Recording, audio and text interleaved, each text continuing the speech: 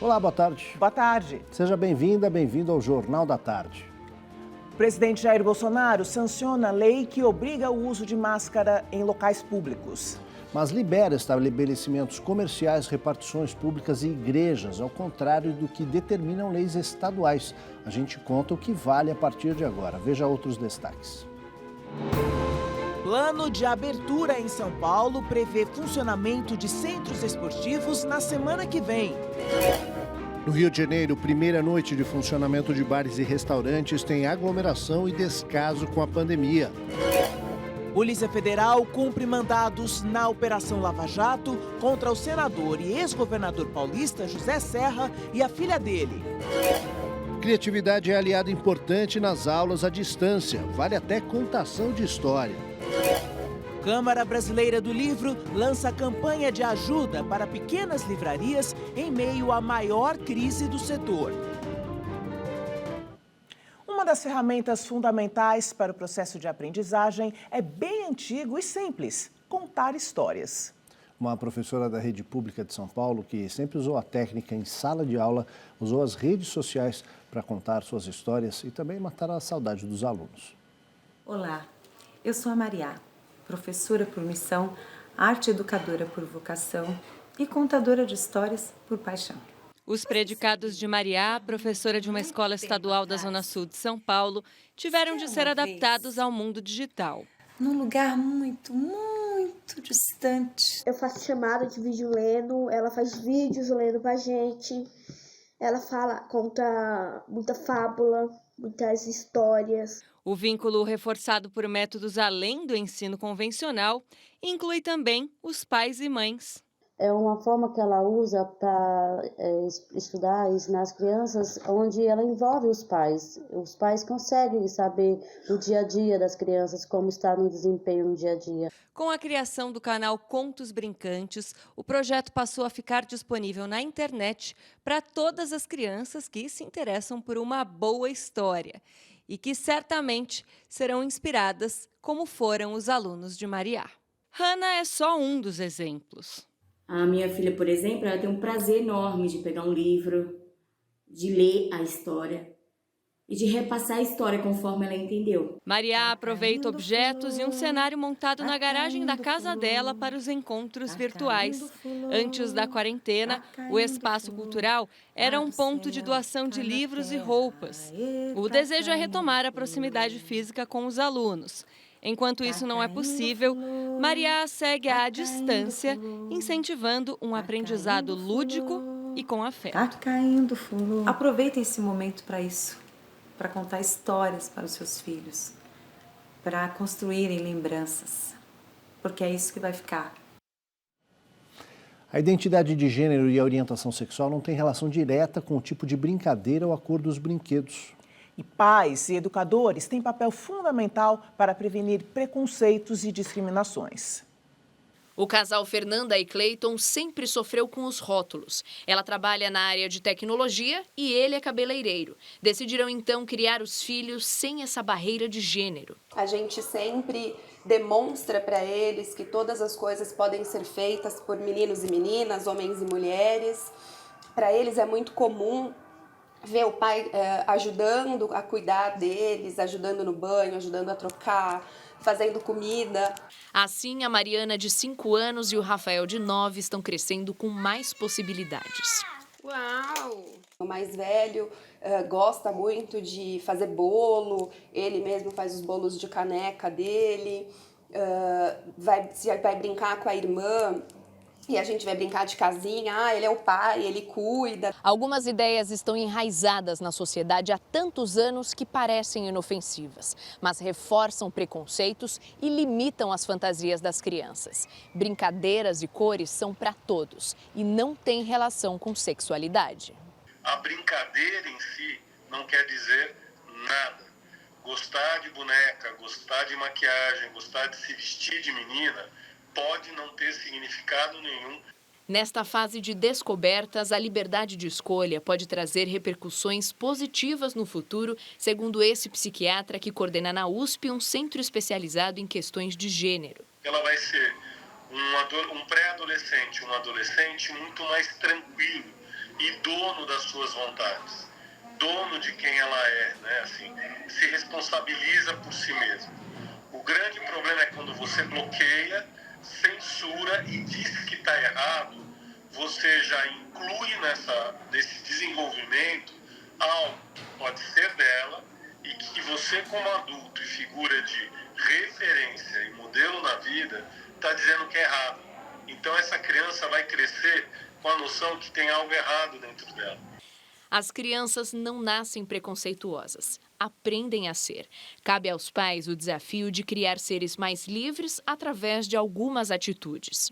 Não dividir brinquedos, livros, papéis e temas entre meninos e meninas. Combater piadas sexistas. Dividir igualmente as tarefas domésticas entre filhos e filhas. E, por fim, e mais importante, dar o exemplo. Eu costumo falar que é um processo eu contra todos, né? Porque o meu filho está inserido em uma sociedade que tem todos esses preconceitos. É na base do diálogo que a Priscila ensina o filho Arthur, de 9 anos, a desconstruir os estereótipos. Não é em uma conversa de 2 horas que você vai explicar todos os preconceitos do mundo e que eles vão absorver isso. É um trabalho contínuo que você precisa fazer todos os dias e que tem que ter muita proximidade e muita conversa. O presidente Jair Bolsonaro sancionou lei sobre máscaras em locais públicos e vetou os trechos que obrigavam o uso em locais fechados, como comércio e igrejas. Essa decisão gera atrito com estados e provoca insegurança jurídica.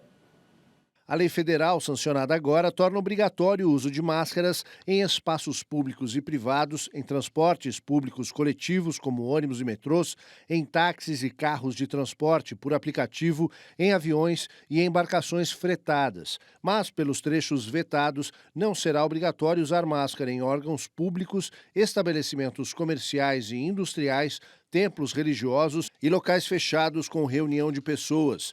Este jurista lembra que em abril uma decisão do STF deu poder a estados e municípios para definir as próprias regras de combate ao coronavírus. Legislar sobre saúde é uma competência concorrente dos entes federativos. No entanto, à União cabe apenas legislar sobre regras gerais sobre a saúde. O Supremo Tribunal Federal, em face disso, já determinou que, no enfrentamento do coronavírus, da pandemia do coronavírus, cabe aos estados e aos municípios aquelas políticas concretas de combate à pandemia.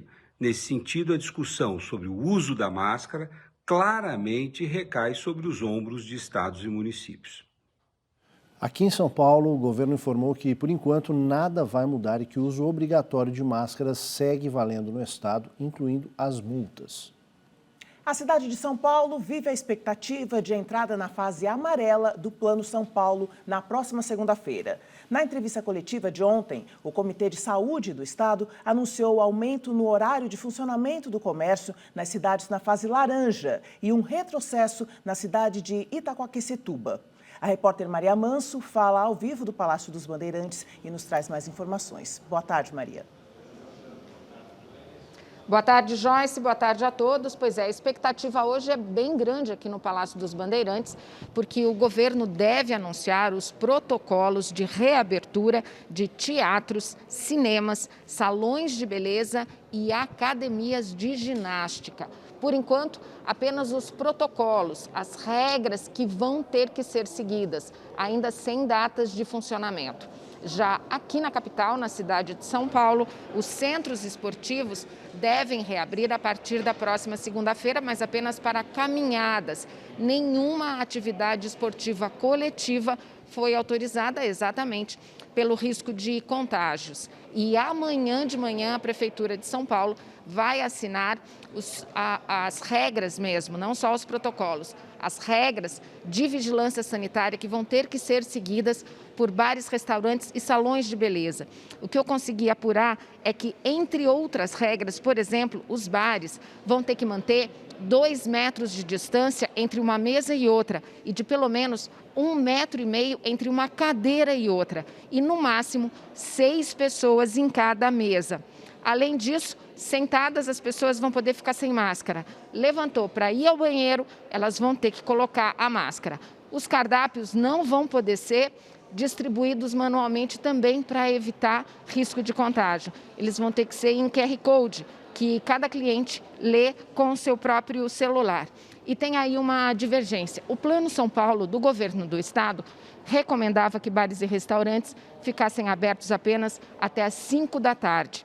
Mas a Prefeitura da capital quer propor que eles fiquem abertos até às 10 horas da noite, principalmente por causa das áreas de refeições dentro dos shoppings, que já ficam abertos até às 8, e também por causa da vida gastronômica. Uma pizzaria, por exemplo, aberta até às 5 da tarde, pode não funcionar muito bem.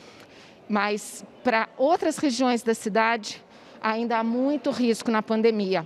Ontem, por exemplo, o alerta foi para Itaquá. Itaquaquecetuba fica na Grande São Paulo e deve ser a única a voltar para a zona vermelha dentro da região metropolitana do estado. O Centro de Contingência avaliou os indicadores utilizados no Plano São Paulo para esse município, que mostra uma taxa de ocupação muito alta de leitos de UTI, bem acima de 80%, e taxas de epidemia, de aumento de internações também muito elevadas, de forma que o Centro de Contingência recomenda que esse município institua a fase de quarentena no nível vermelho. A Prefeitura de Itaquaquecetuba alega que o estado deve ampliar a cobertura de leitos na região e que a ocupação registrada atende a 4 municípios vizinhos. Em outras regiões que avançaram para a fase laranja, o governo autorizou um novo esquema de abertura do comércio. Em vez de 4 horas todos os dias da semana, as lojas e shoppings podem atender ao público durante 6 horas, mas apenas 4 dias, fechando inclusive nos fins de semana. Para os municípios e regiões que estão na fase laranja, que é a fase de controle, nós fizemos a avaliação da operação que existe hoje, recomendada, de 4 horas, com o funcionamento aqui de 20% da capacidade.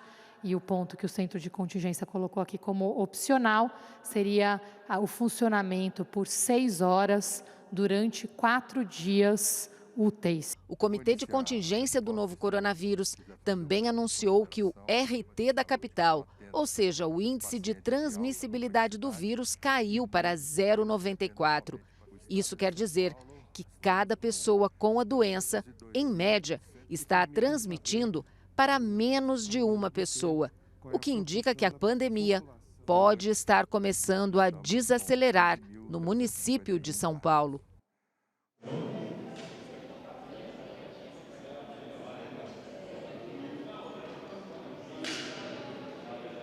Exatamente por isso, aqui na capital, a expectativa é grande também para a reabertura dos parques. O prefeito Bruno Covas disse que na próxima semana, provavelmente na segunda-feira, ele anuncia qual a data de reabertura dos parques municipais.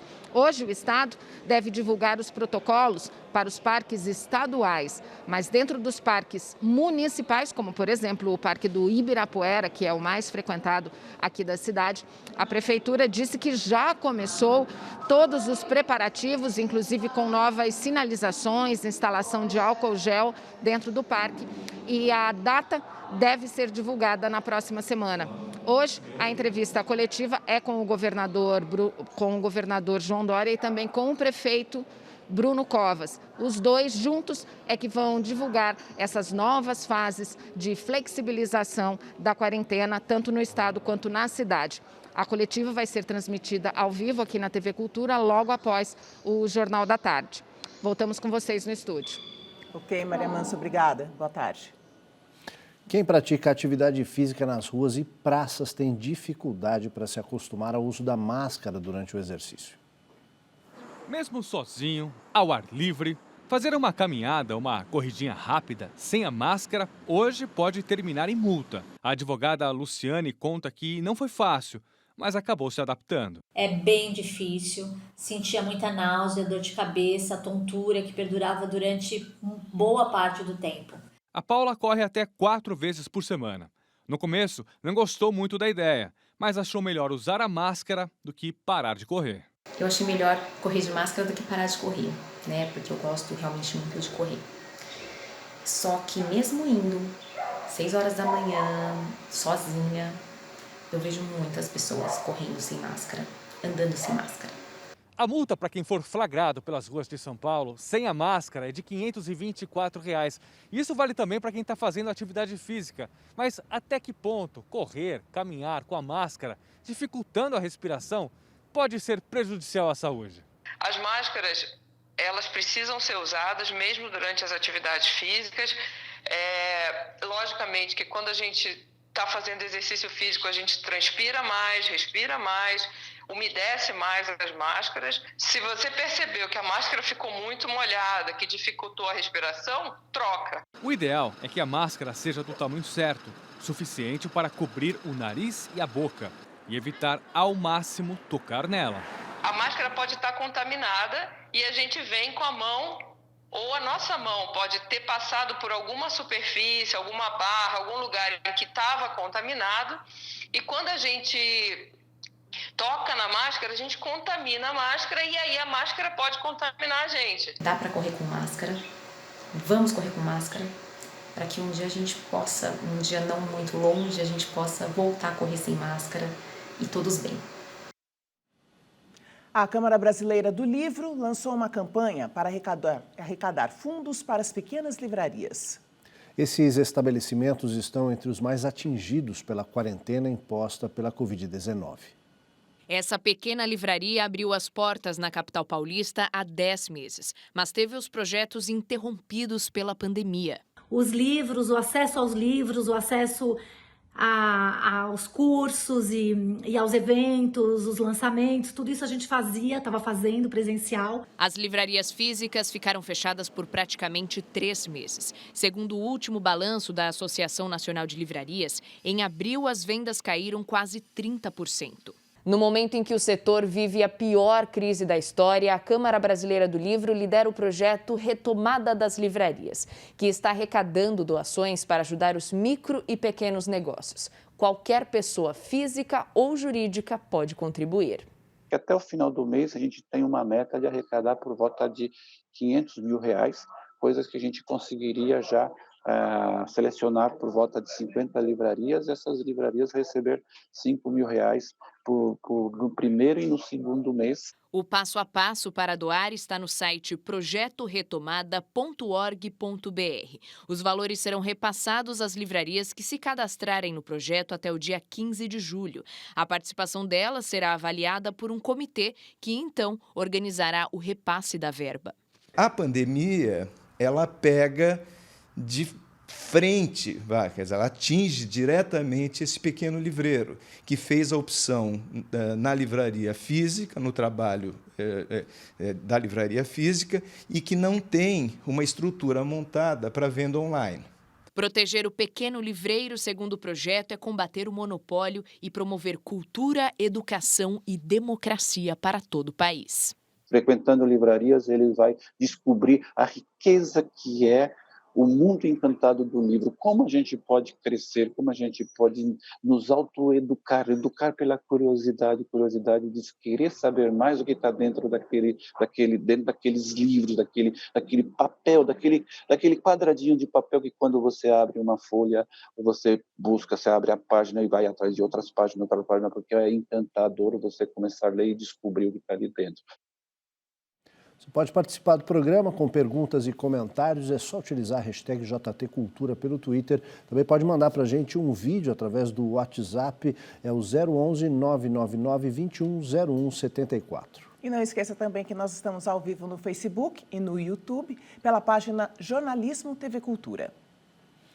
O Brasil ultrapassou 1.500.000 casos de coronavírus. Ontem foram 47.984 registros, segundo maior número da pandemia. A reabertura de bares e restaurantes levou muita gente à rua na noite de ontem, no Rio de Janeiro.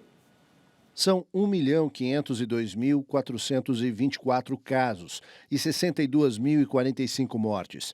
Números atualizados hoje pelo consórcio de veículos de imprensa. O estado de São Paulo ultrapassou 300 mil registros e 15.300 mortes. No Rio de Janeiro, são quase 117 mil confirmações e 10.300 vítimas. A capital reabriu academias, atividades individuais na areia da praia, restaurantes e bares. Nas redes sociais, moradores do bairro do Leblon, zona sul da cidade, postaram várias imagens com bares cheios de mesas na calçada e muita gente sem máscara nas ruas na noite de ontem. Na região sudeste, não há mais estados com menos de 50 mil casos. Minas Gerais acabou de ultrapassar esse patamar, assim como o Espírito Santo.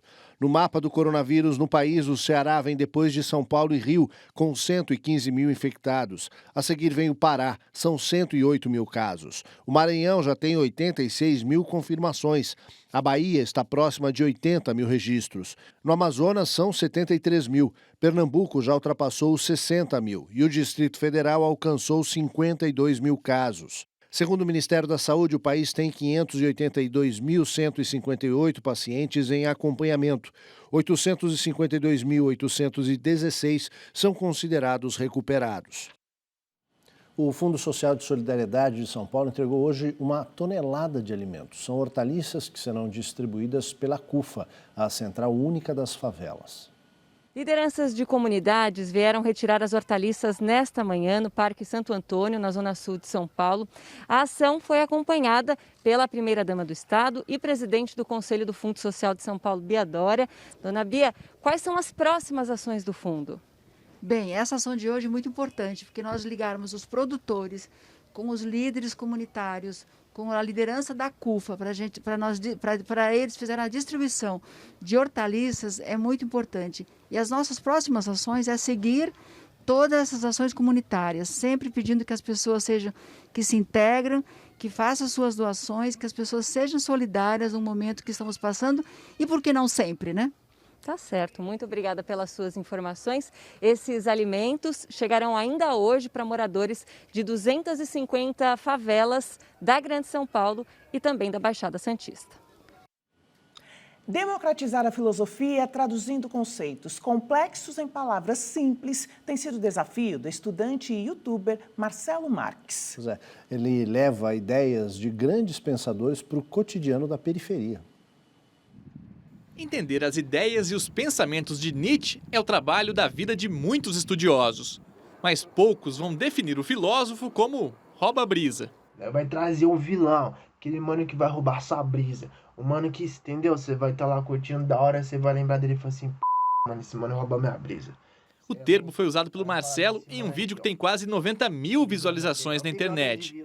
Com o apelido de Aldino, o jovem de Paulínia, a 106 quilômetros de São Paulo, usa as redes sociais para explicar conceitos filosóficos usando gírias. Nós estamos em 2020 e muitas vezes os termos que aqueles caras usavam nem era não é nem entendível hoje em dia num contexto mais popular, num contexto mais simples, né? Então, quando você consegue traduzir para termos do nosso atual, quando você consegue traduzir para gírias dos jovens, cara, fica muito mais fácil de se entender. O interesse pela filosofia surgiu quando ele estava no ensino médio. O Marcelo percebeu que a linguagem usada na escola para explicar o conteúdo era complicada demais e acabava afastando os jovens. Então ele resolveu traduzir o conteúdo dos livros para a linguagem da quebrada. A ironia socrática, por exemplo, é explicada com Sócrates no baile funk. Sócrates era debochado, ele era dessa fita. Ou ligando Aristóteles a uma carreira dos tempos de hoje. Hoje nós vai falar do que? Hoje nós vai falar de Aristóteles, nós vai falar daquele velho grego muito antigo, tá ligado? Aquele cara muito da hora das ideias. Eu sou fã de Aristóteles, ele tinha umas visão da hora legal. Mas eu parei pra pensar, eu peguei os bagulho dele, eu fui ver, mano, esse cara tinha papo de coach. Aristóteles falava da virtude, falava da felicidade, falava de muitas coisas, tá ligado? E quando você entende o método que ele te ensina pra você atingir a felicidade e você consegue encaixar isso no seu contexto, você se torna uma pessoa melhor. Quebrar a barreira da linguagem permite que a filosofia chegue a lugares onde não tinha espaço. O pensador da periferia estuda para ser professor de história, porque conhecimento também é papo de quebrada. Eu almejo, meu sonho é a democratização do conhecimento, para que, tipo assim, você chegar numa barbearia, numa quebrada, os caras tá cortando o cabelo e trocando ideia, os caras falando de Aristóteles, não especificamente citando ele, mas citando as ideias dele no cotidiano deles, falando de Kant, falando de Descartes, tá ligado? Falando de como as ideias desses caras podem mudar a vida deles, tipo, passando uma visão de progresso pra eles, tá ligado? E o meu sonho é essa democratização, para que todo mundo consiga entender de uma forma simples o que aqueles caras queriam dizer. Daqui a pouco, no Jornal da Tarde, Força Tarefa da Lava Jato em São Paulo cumpre mandados contra ex-governador José Serra e a filha dele. Em apenas um dia, Estados Unidos registram mais de 55 mil novos casos de Covid-19 e alguns governadores decidem retomar a quarentena. A gente volta já.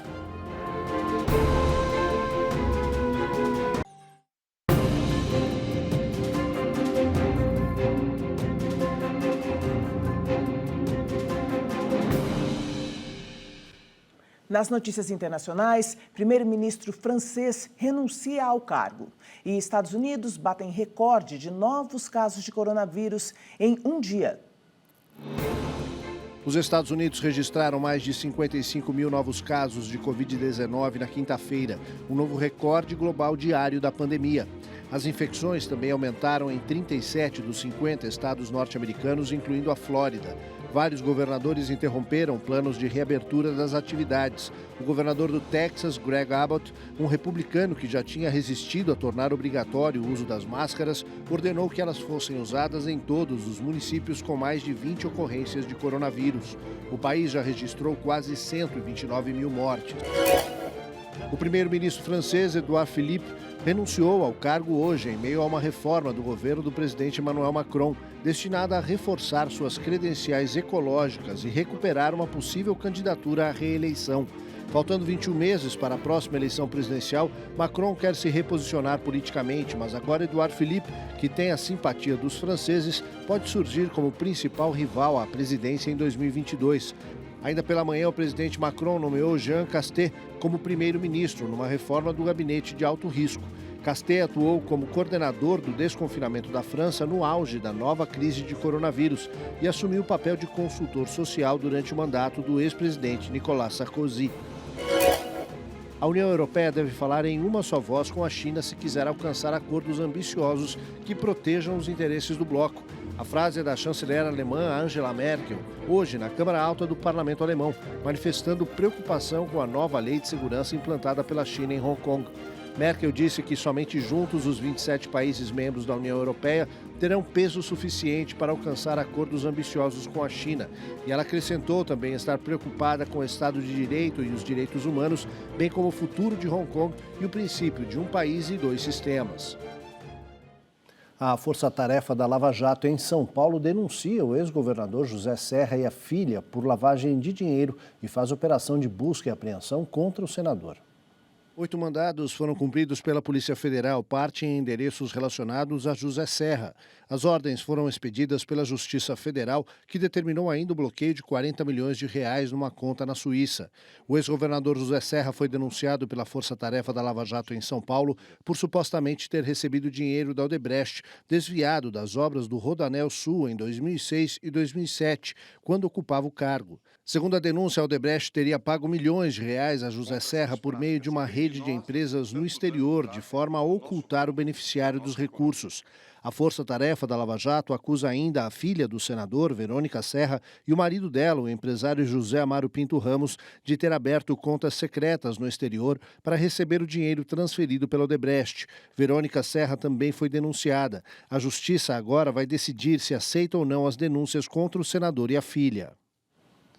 Em nota, a Odebrecht informa que colabora com a Justiça de forma permanente e eficaz para esclarecer fatos do passado. Também em nota, a defesa do senador José Serra afirma que, abre aspas, causa estranheza e indignação a ação da Força-Tarefa da Lava Jato de São Paulo. Em meio à pandemia da Covid-19, em uma ação completamente desorganizada, a operação realizou buscas de apreensão com base em fatos antigos e prescritos e após denúncia já feita, o que comprova falta de urgência e de lastro probatório de acusação. A defesa de Serra diz ainda ser lamentável que medidas invasivas e agressivas, como a de hoje, sejam feitas sem o respeito à lei e à decisão já tomada, no caso, pela Suprema Corte, em movimento ilegal que busca constranger e expor um senador da República. Já o presidente do PSDB, deputado federal Bruno Araújo, disse em nota que o partido acredita no sistema judicial do país e defende as apurações na utilização de recursos públicos, ao mesmo tempo que confia na história do senador José Serra e nos devidos esclarecimentos dos fatos. E depois do intervalo, os desafios da educação em meio à pandemia e ao vai e vem no comando da pasta do governo federal. A gente volta já já.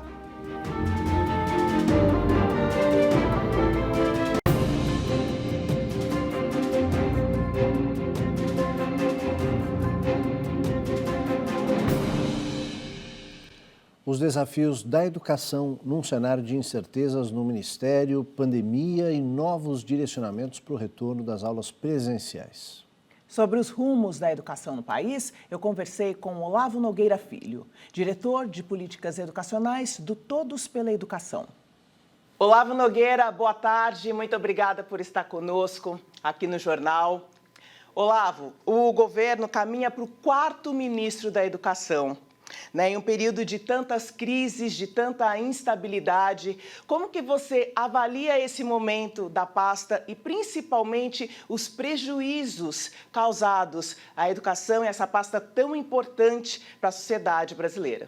De fato, estamos diante de um cenário muito desafiador para a educação brasileira, não só devido às sucessivas trocas agora, e como você bem colocou, caminhamos para o 4º ministro no período de 1 ano e meio, mas fundamentalmente estamos diante de uma crise sem precedentes para o país, para o mundo, mas fundamentalmente aqui também para a educação, e que não teve até aqui a participação e a contribuição necessária do Ministério da Educação para apoiar os estados e municípios no enfrentamento dessa crise. Então, a pandemia se soma uma ausência muito menor do Ministério da Educação e um legado que o ex-ministro deixa de um ministério muito enfraquecido, muito desacreditado pelos atores que são responsáveis pela implementação da educação. A gente vai falar um pouco mais a fundo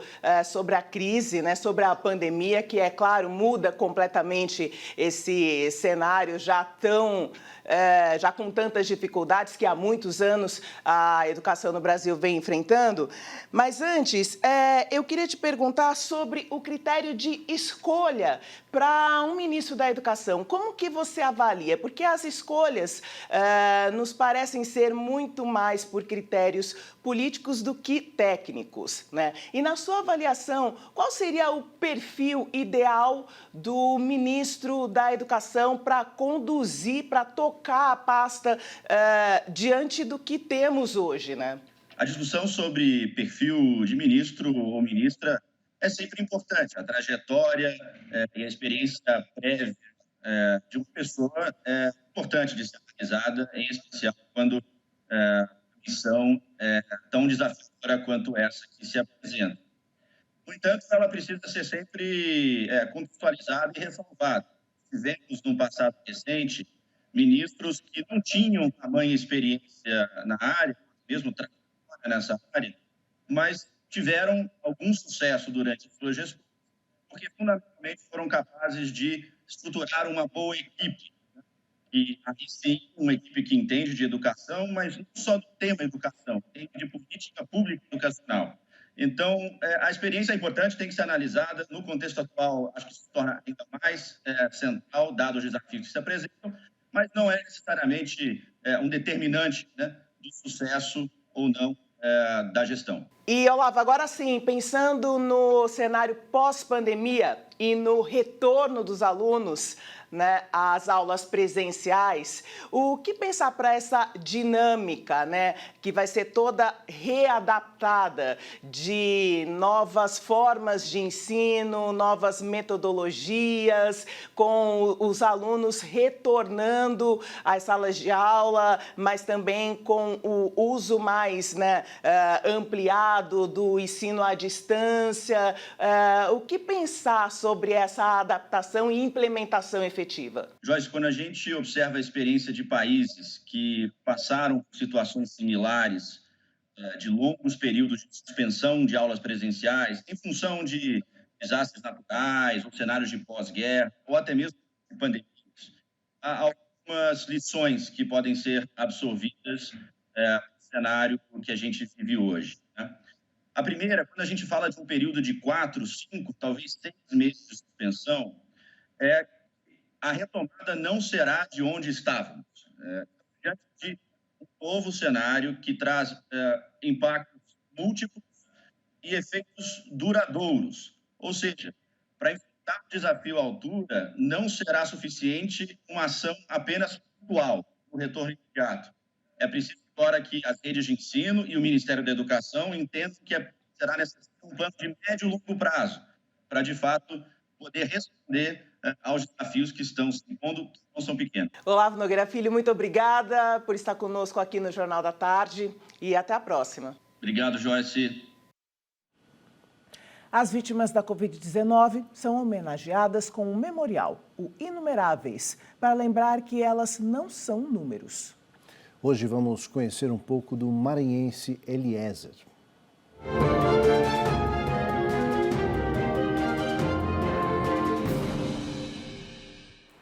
Eliezer Araújo Moraes. Coloca uma música do Fagner, era o que ele sempre pedia. Apaixonado pela vida como ela era, Eliezer sempre estava disposto a ajudar o próximo. Apesar de ter vivido grande parte da sua vida na capital maranhense, ele nunca se esqueceu das suas raízes. Sempre que podia, voltava para sua pequena cidade. O carnaval nunca mais será o mesmo. Amava suas raízes. O que eu vou fazer em São Paulo? Era seu bordão que sempre aparecia quando ele estava satisfeito com o que tinha vivido, comido, bebido. Flamenguista roxo. Além do futebol, adorava filmes de Bang Bang. Apesar de trabalhar muito, tendo trabalhado por 6 anos na UPA, sua maior paixão eram os momentos de folga com a família e amigos.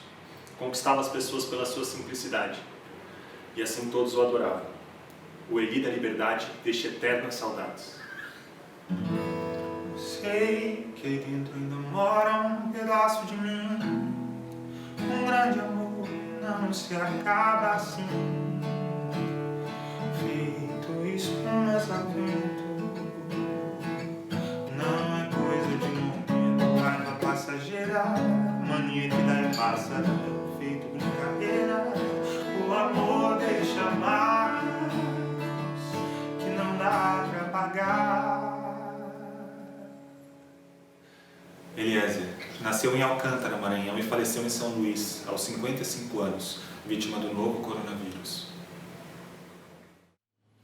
O Jornal da Tarde termina aqui. Se você mora fora de São Paulo, segue agora com a programação da sua emissora local. E para o estado de São Paulo, nós transmitimos em seguida a entrevista coletiva do Comitê de Contingência da Covid-19. Boa tarde para você, bom fim de semana e até segunda. Até lá. Tchau.